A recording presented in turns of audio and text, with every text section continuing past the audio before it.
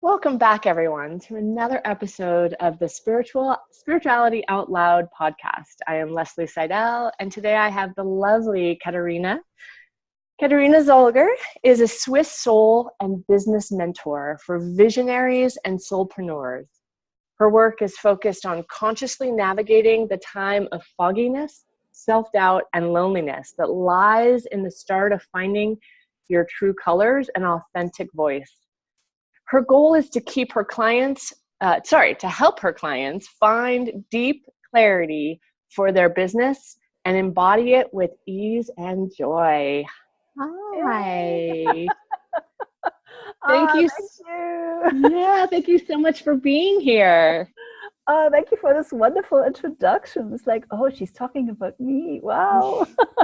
Well, and it's such a lovely, I really appreciated how you speak about yourself. Like the soulpreneurs is really speaks to me, and helping visionaries, right? Like, and having my own work, I know so clearly this fogginess, the self-doubt, and the loneliness involved in it. And so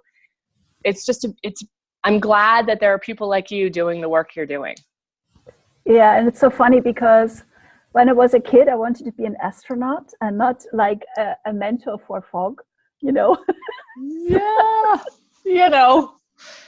plan B, always plan B. Yeah. So we're going to start at the beginning where we always start, which is just curious for you about growing up. Did you have a spiritual life? Were you raised with a religion? Were you raised with something? And what was how do you remember it? Mm. I grew up in Bavaria.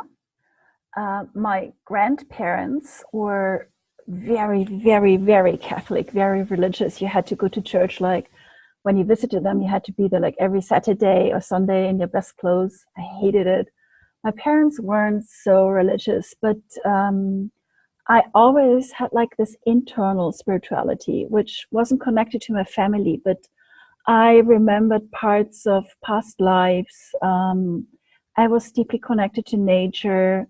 And for some crazy reason, and yeah, my family was pretty crazy, like very dysfunctional, a lot of pain, a lot of fear. So very early, I don't know when it started, but very early, I thought I want to become enlightened in this life. I don't even know where this came from. It's like, yeah, maybe that's like an exit. Maybe that's an exit to this crazy family. I didn't have any idea what enlightenment was, but it's an idea I kind of grew up with. And yeah, I think that it was full of illusions, like enlightenment is a pain-free, immaculate place where nothing hurts and you are in complete control over your life, which is obviously a lot of bullshit. But these were the ideas I had as a kid. Yeah, but it's still a lofty goal, right? Yeah.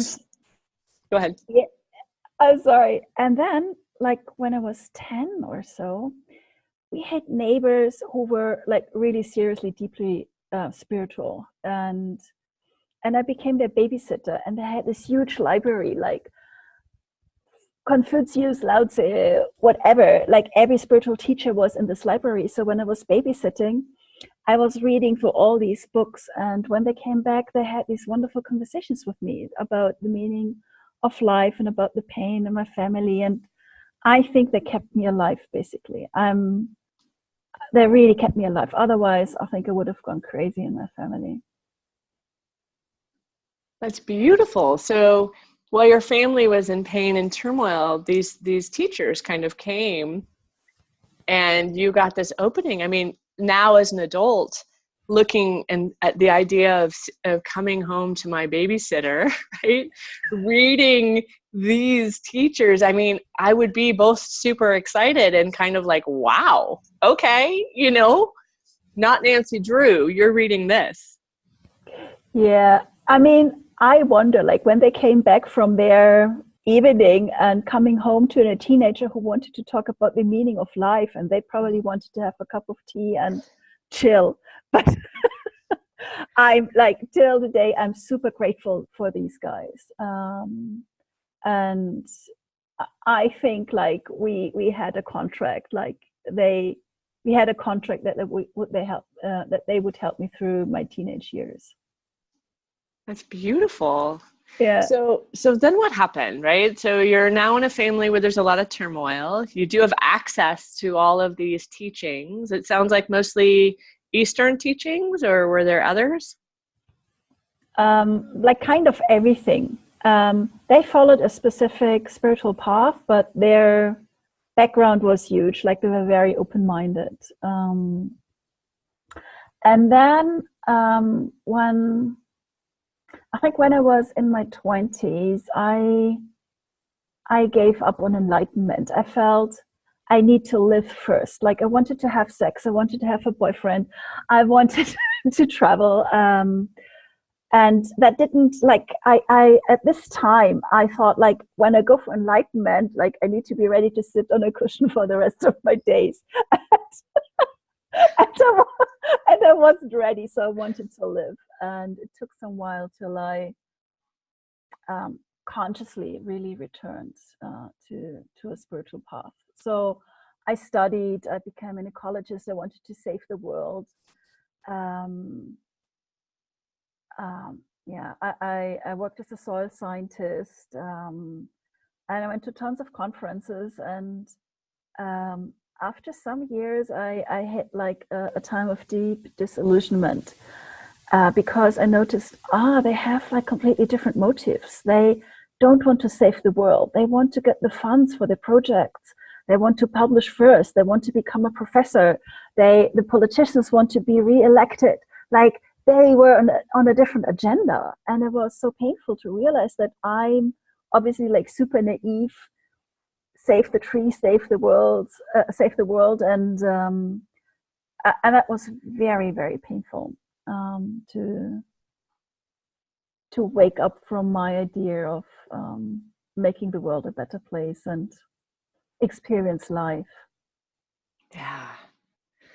So you had decided you wanted to go save the world. And then I love the idea that you can't have sex, you can't have a boyfriend if you're enlightened. And so many people have that view, right? I was sitting with Noah Levine, who's a Buddhist, and he was discussing this idea where he vividly remembers sitting at that path of am I going to become the monk, right? Am I going to do this work while being a monk, or am I going to do this work while having a family?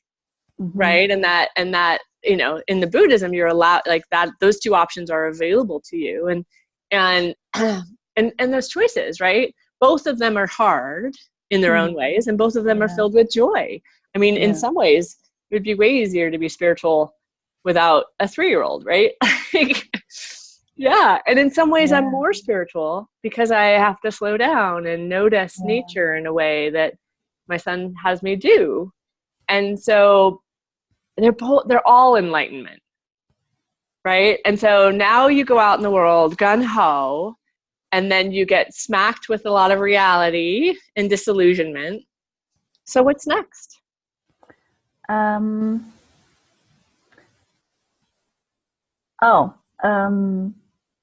gave up my PhD in soil science. I left the love of my life. Like I had this wonderful, gorgeous man, and I thought I'm going to spend the rest of my life with him. And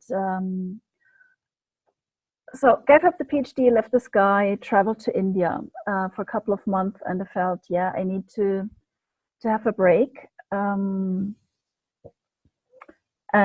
think about what I really want. And after coming back from India, like I thought I could come back to this relationship. I left Europe to go traveling, but I wanted to come back. So the relationship fell apart. I didn't want to go back into research. I worked a little bit with an environmental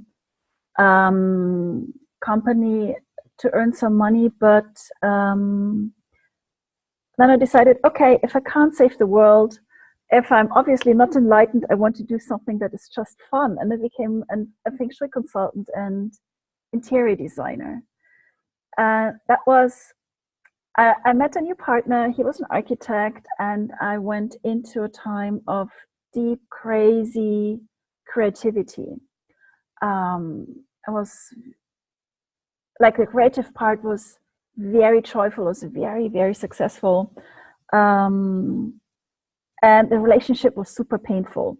So I think we were never really like lovers. We were friends and creative partners. We have been in previous lives, but we were not like really, we didn't have like this really deep, loving, trusting bond, but we were like dynamite when it came to creativity. And the whole pain in this relationship led me to do a tantra training. And not only that, like, I think when I was 30, I started like with psychodrama and breath work and all sorts of trainings, and also did a tantra training, and with the idea that I can solve the pain in this relationship, like either become like super sexual enlightened or a goddess, or, but it didn't work, you know. I love your extremes, right? There's no middle ground. There's like either you're there, you know what I mean? It's so beautiful. And but I also, you know, I've been paying a lot of attention in these conversations to the themes, right? Mm-hmm. And the theme is almost always consistently, I'm in pain, I go seek, right? Exactly. And I wish that we could do it without the pain, but like the pain brings you to the seeking. Yes. And so you're in pain, and I just, creativity is such a spiritual act. Yeah. In so many ways, right? And so you have one part of you that's super fulfilled and one part of you that's really painful. And so then you go out and start seeking, and it sounds like you cast a pretty wide net. Yeah. You know, I'm not, I love that you're pointing to this seeking part in us, like this part in us that feels deficient and that pushes us and pulls us through the weeds and through thick and thin. And so there's this energy, and I always see it as like a thread that is fixed at our hearts, and it pulls us, and we can't, like, we have to follow this, and this whole search we are on. And we label it differently, like enlightenment or clarity or whatever, you know, it's just like a fancy title. But so there is this thing that we can't drop. And for so many years I thought, why can't life be simpler? Like, why can't I work here in the supermarket and whatever, put in the French fries or whatever, and have an easy life? And it's not possible. It's something we can't drop. Yeah, I always want, in the middle of all of my angst, I want to be a bus driver, but not like a bus driver. I want like this little tiny route, right? Like I don't want to be like a big city driver. I want to be like, I take people from this campus to this campus, and that is it. And that level, I would die, right? Like I'm the one that keeps striving for something bigger, right? But in those moments, in between achieving, right? Yes. You're like, that's it. I just want to be a Walmart greeter, right? Hi, how are you? All day. That's all I'm going to do. The zen of that. You know, in Germany, there is a heart surgeon. He was like super famous. Maybe you've heard of him. Like he was super famous. He earned tons of money. He had the latest techniques. And he became a truck driver. He was so pissed off with being this famous heart surgeon. So he bought a truck, he gave up being a heart surgeon, and all his famous other friends who are surgeons as well, like brain surgeons, now they join him truck driving. And I think there's something very important in there, you know, to honor this part also. Well, and also just for me, I try to see, can I do the spiritual work before I'm in enormous pain? Mm-hmm. Right? And then whenever the circumstances come down the pike, I have more tools to handle it. It's harder to meditate. It's harder to sit down on the cushion. It's harder to be so forgiving unless I have no other choice, right? If only I was a little easier to deal with. So, okay, so now you're an interior designer. You've had quite an interesting life. and you're going around seeking, and you're going to be a tantric goddess. No, I failed at it completely. It was just We all do. I wish I could. Maybe then I would be less pain because my boyfriend would be in awe. But No. no. So I had to be clever and successful because I failed at being a goddess. I've never met anyone that's achieved that and said, yes, this is the answer. So yes. This was the time where I started really returning to spiritual work, like to meditation, and a little bit later, through all the pain of the relationship, I started with Ritwan training, diamond approach. Like there's this guy, he's in the States, Hamid Almaz, and he has this school, it's called Ritwan School. And it's a lot of meditation, a lot of sitting, a lot of inquiry. And it was the first place really, like I already had done quite a lot of training before, but that was the first place where they have a precise teaching and almost like a precise technology to really connect to yourself and to really connect to the deeply connected part in you. And it was the first place that felt really unconditional, first time in my life. Like I've never experienced it anywhere before in this purity and in this clarity that it is completely unjudgmental. Even if you think, oh, I need to strangle my neighbor, it's like, oh, how interesting. So that was very, very helpful. And I stayed there for almost 10 years. And that was a major shift for me. And I have I still use a lot of methods. Like I use them differently, but I still use a lot of methods from this time. And this is when I first experienced stuff like eternity or black space or infinity. So yeah, it did really help. But as you said, I was in extreme pain. I was in so much pain. I couldn't sleep for 3 years. You know, when the relationship got really difficult, I was a wreck. Like I could have easily died in this time because I was so tired that I'm really surprised I didn't make an accident or something. Mm-hmm. So I was in deep, deep pain. And in those moments, I hear you, and I'm sorry. And I've been in those moments myself, and looking back now, I get to really hold it like the phoenix, right? The disintegration that has to happen for me to be reborn into this moment. I mean, during it, I'm not holding like the phoenix. During it, I'm just like, this is horrible. Are you kidding? Right? I'm just irritated. But looking back, I get to see the shedding of an old self, an old belief, right? And old ideas for me. I do, again, I see it as the phoenix, and this disintegration is never pleasant, right? And neither is the rebirth, right? Neither is the growing of the limbs again. And so is that kind of, is that what happened for you? What happened in that pain?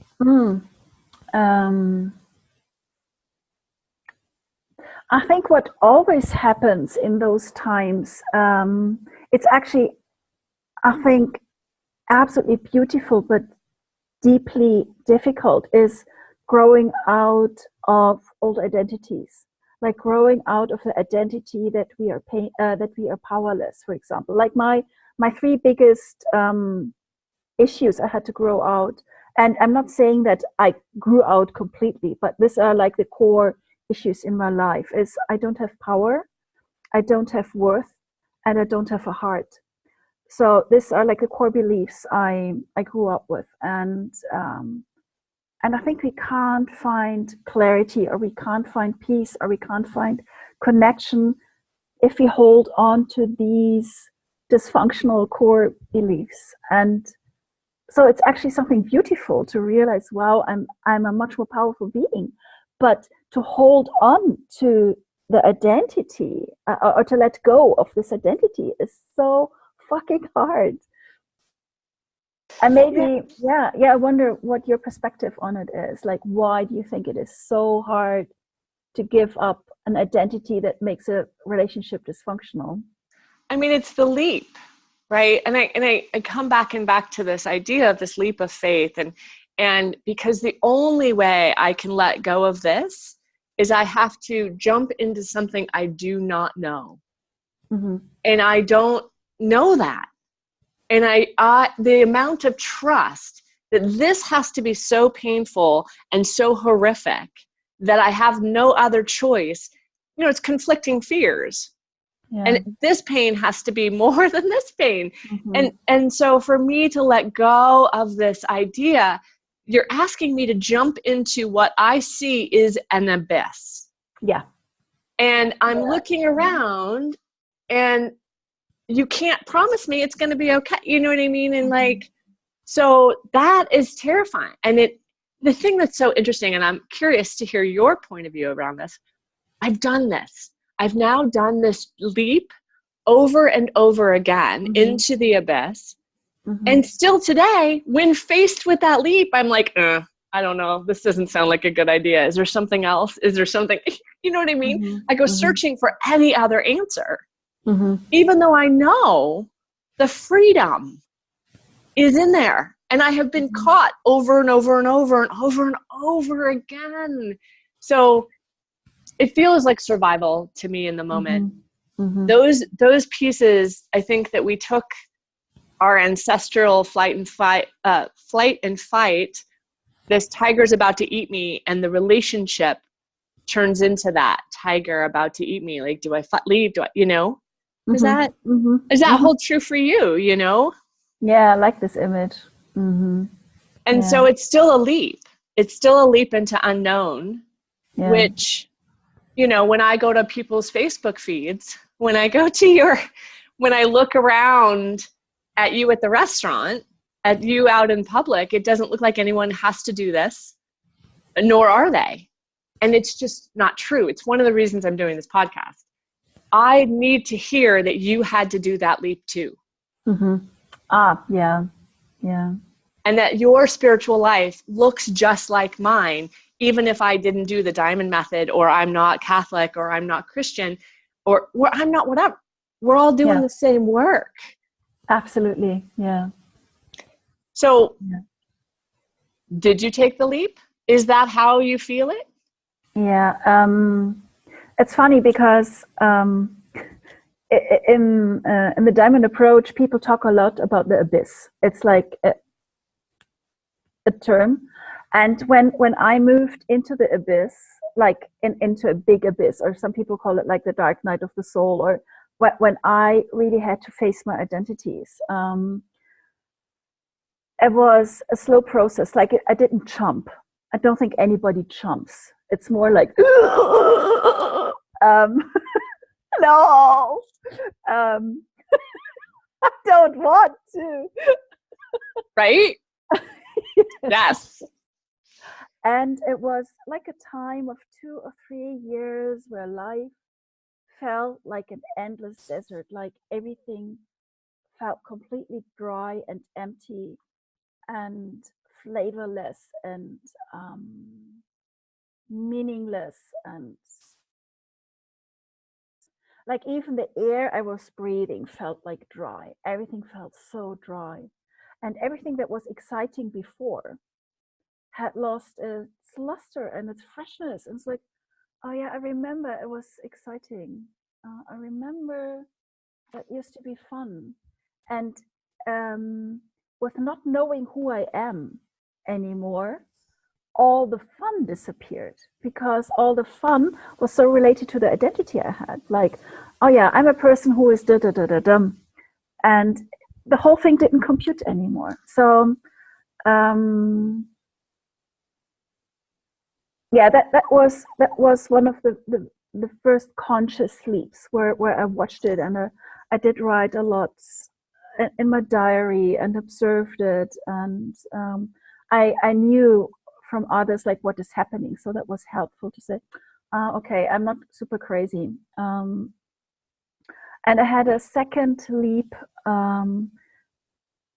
which maybe was even more dramatic when it came to finding my own business clarity. Like when I entered into the terrain of the fog, and I felt I'm the only one with all the training I had, like, and with all the bliss I had experienced. I couldn't find my clarity. I could see it in everybody else, and I was struggling so much. And I felt like the most crazy woman on this planet. And I think the leap actually has a lot to do with power. And I felt I don't have the power to go for the things I really love. I don't have the power to move the world with my heart. I will fail with, or I'm afraid to fail with creating a life and a world that is in integrity and that is built around my values. And I was so afraid of failing that I really wanted to check out. I mean, I wasn't suicidal, you know, but see, the topic makes me really hot. But if like a spaceship had come and say, Katharina, here's a ticket, or the bus had run me over, you know, I would have been completely fine with it. It was so dreadful. And it was another desert, but more foggy, not this dry desert, but like time of endless fog and reinvention, and like all my friends, my family, everybody was rolling with their eyes. They're like, why don't you just make a decision? This can't be so hard. And nobody understood what I'm struggling with. So like I lost quite a lot of friends, or the friendships kind of got really distant for some time. I felt super lonely, and I had no idea, absolutely no idea how to get out of this thing. So how did you? Right? Like what, so for me, there's a couple questions. One, which is, where were the moments that did bring you joy? Right? Mm-hmm. There, like I tried to hold on to these lights I had in those moments. Mm-hmm. And for me, it was my dog. And I remember praying to a higher power saying, the only reason I get out of bed is this dog. You take this dog from me and we're through. Just to be clear, like he cared, like, right? Yeah. But that was like, this dog was my only like lifeline and joy in that space. And then how did you get out? Right? What kept you going, working through the fog? What kept you, how did you then how did you get out of it? I think when we're in the foggy abyss, there is a very specific thing that needs to happen. It's a different thing than in the dry abyss. In the foggy abyss, we need to step into unlearning.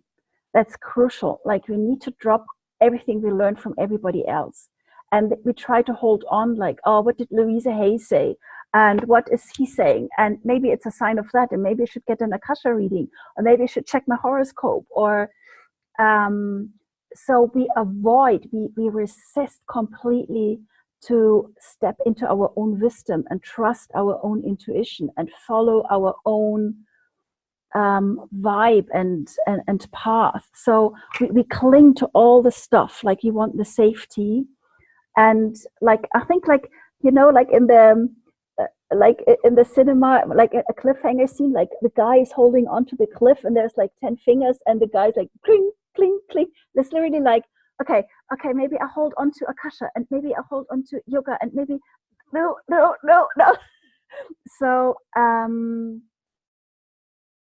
I had to learn to drop everything from the outside, like go on complete detox, and start like writing down every impulse, every insight, like completely and utterly rely on my own wisdom and my own perception. And I needed to do that. I mean, since it's about waking up from the illusion of being powerless, I lost the connection to my intuition. I grew up in a family that told me what you perceive is wrong, what you think doesn't matter, what you see is a whole lot of bollocks. So I hold on to this identity, and I can't step into clarity while I hold on to this identity. So what had to happen, and I could only see it from looking back, you know, while I was in it, I couldn't see that. What had to happen is fight this demon who says, you're worthless, your perception is wrong, you don't get this. and to like really wrestle with it and say, what is it what I perceive, what is it what I trust, what is it what I feel, what is it, how do I see the world? It's like a reclaiming of my channels. And then the joy came back slowly, but it was really a dance on the edge. Well, and I also think this particular theme and this particular issue is, and maybe it is for men, but is so vital in women. Mm-hmm. And I think it's a very common in women and learning how to hear their own voice and to trust their own voice. And one of the things I do with the women I work with is we do a meditation. It's always meditation. If you could find me a spiritual path without meditation, I'm there, right? But so you sit with meditation and then just ask what comes forward and write down whatever mm-hmm. comes forward. Mm-hmm. And no, don't judge it. Don't think about it. Just do it. And in the world, according to me, like the thing that's the scariest is the thing that's going to move your ball forward, right? Yeah. But just to play in that realm, to start to hear the whispers, to start to learn how your intuition speaks. Mm-hmm. And it's so vital for women and I mean, men too. I just think that women we're taught less power, right? We're taught to disown these parts of ourselves. Absolutely. Yeah. And so to come into that power and yeah, it's terrifying and beautiful. I really honor that you stayed. I really honored that you worked at it. I mean, it's so moving to me. And it is so, I know how hard that was. And it's beautiful. It's just beautiful. Mm-hmm. So thank you for doing that work. But there were only two options. Either find it or check out. Seriously. And I knew this, like all these years where I was dancing in this abyss, I knew it's like a game of life and death, really. If I want to have meaning, if I want to find meaning in my life, I will have to wrestle with this thing. I can check out, but like going to the supermarket is not the solution. I knew this at this time. I wish I could. I knew that it doesn't work. And this energy that pulls me through the forest and through the swamps and through everything. I couldn't drop it. There was no way to drop it. So it sounds to me like today you are out of the fog. Yeah. Today you have found your joy, right? Yeah. So for those of you who are listening, I'm looking at her face and you could see the joy coming off of it. It's really lovely. So tell me, one of the things I like to talk about is spirituality is practical. It is every day for me. It is how I make decisions, right? And so tell me a little bit how your spiritual life looks today. I think my spiritual life is very simple. It's very simple. I think mostly it is about kindness with myself. This is where everything starts. I think that's, if there's one achievement in my life, then it is that I learned to be kinder to myself. And I think there's still like plenty of kilometers to go down this road, but it's like a major shift coming from this crazy family with this belief I don't have value and my perceptions are completely wrong, to be kind to myself, like even in moments where I forget who I am. Being in a deep connection to nature.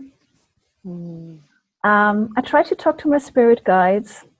It's like whenever things get tight, I'm like, hey guys, I need your attention.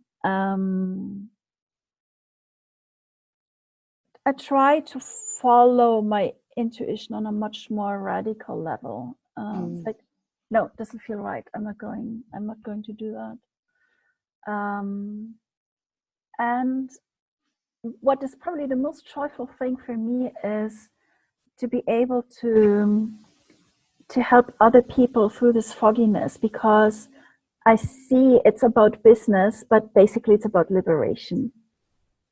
Like when you work with relationships and say behind it, it's really spiritual work. It's like, yes, we talk about clarity, and we talk about power, but actually it's waking up from old illusions. And I feel I don't sit on a meditation cushion very often. I used to do that. Right now, I don't do that. Right now, my practice is more like inquiry. Sitting somewhere and inquire, like doing a solo inquiry.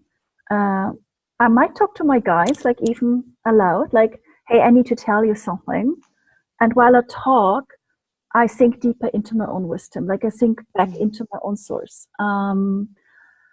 Or I just talk to myself, like, hey, I need to explore this, I need to talk about it. And I'm so keen on embodiment, and that's the reason why I talk so much. Like, I don't think so much anymore. I talk a lot about things, because the body is such a beautiful instrument to have like immediately resonance.